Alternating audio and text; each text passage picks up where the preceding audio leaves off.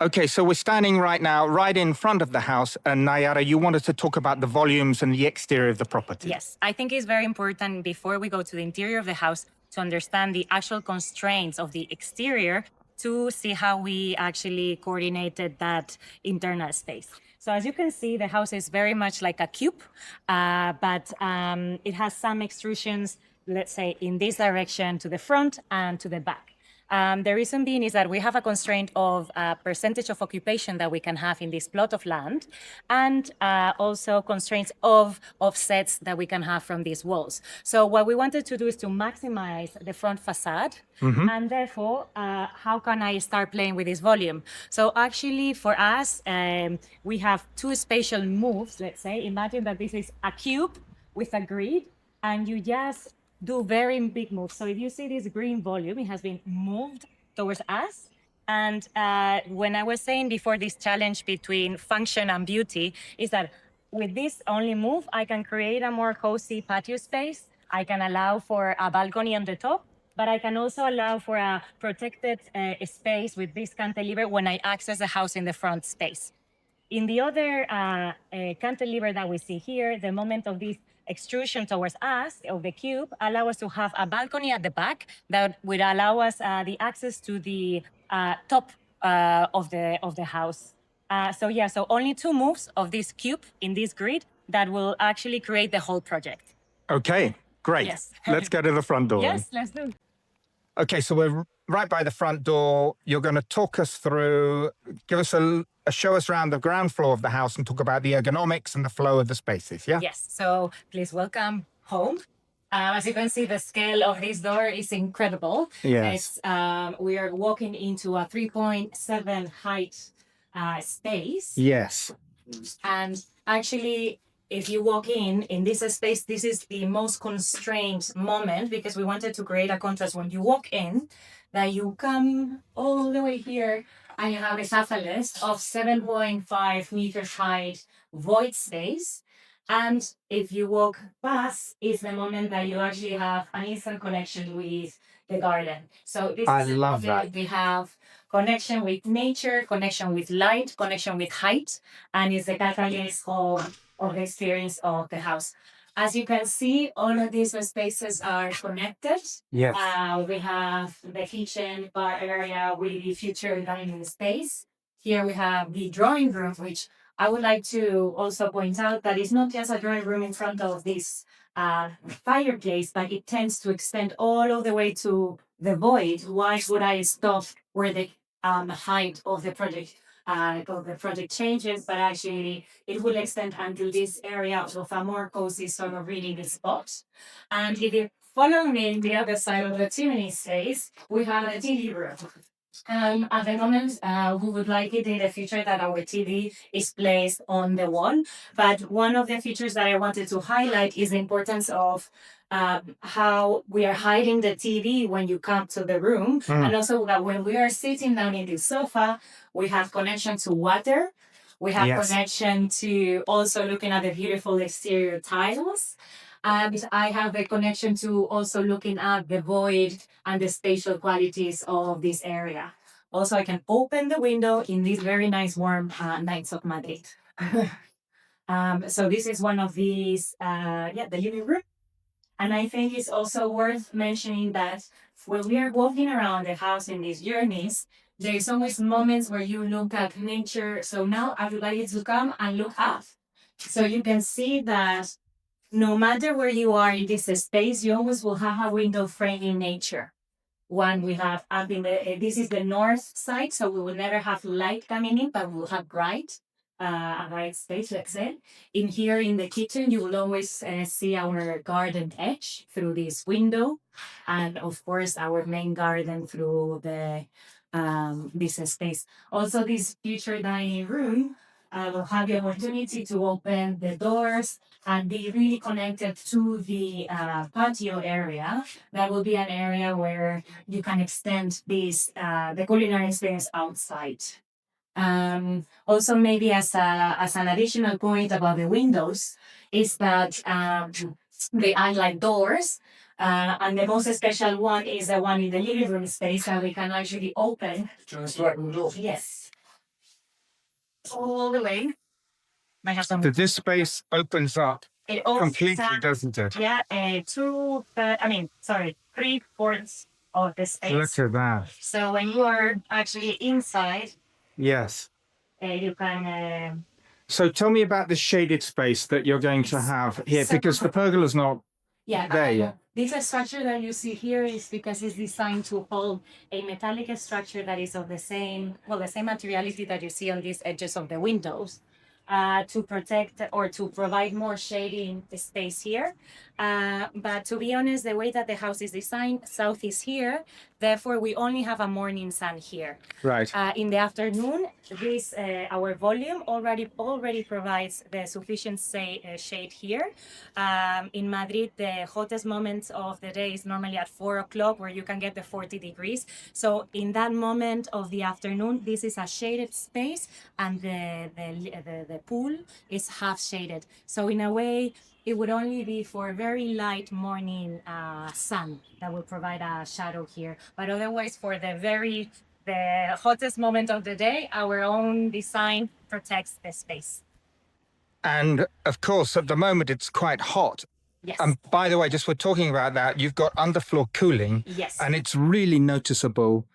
How it's like walking into a cathedral or a cave. It's beautifully cool in here on a hot day in Madrid. Exactly. Actually, we love to walk barefoot. Yes. We're normally always barefoot because this is a cold flooring. So this is very nice. That contrast with being that warm outdoors, and then you walk into a space that there is no noise because there's no sound. Yeah. And it's a very calm space, but you feel the temperature in your body. Yes. The contrast. And you can use this inside outside space when the window is open as one space when the weather is appropriate. Yes.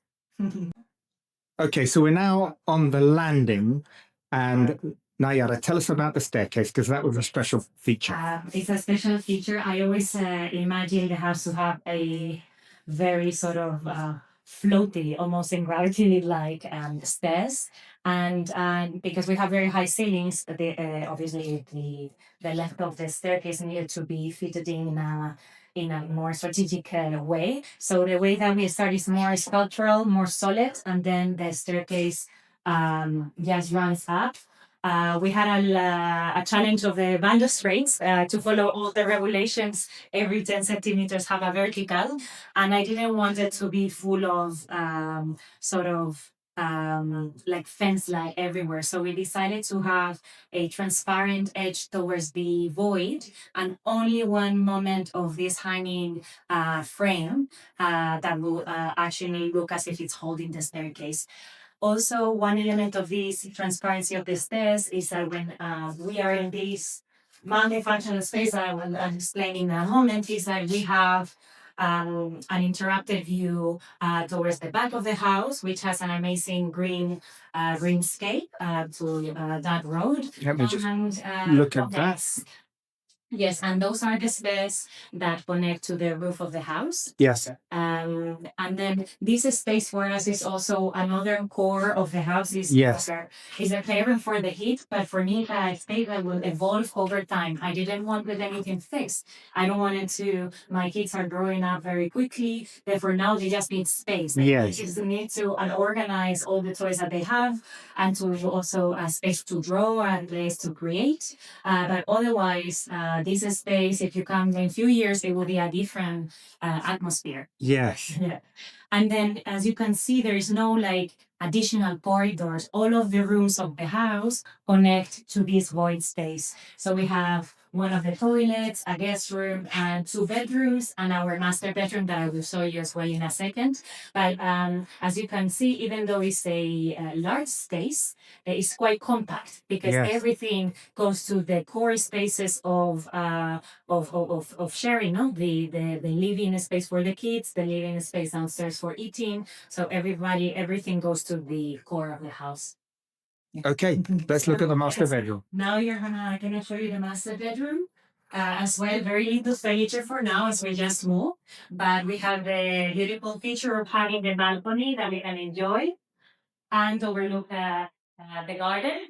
And also, as we are in this part of town, we can also glare at the stars at night. Yes. But this is a very nice, tranquil space if we want to hang out with other kids.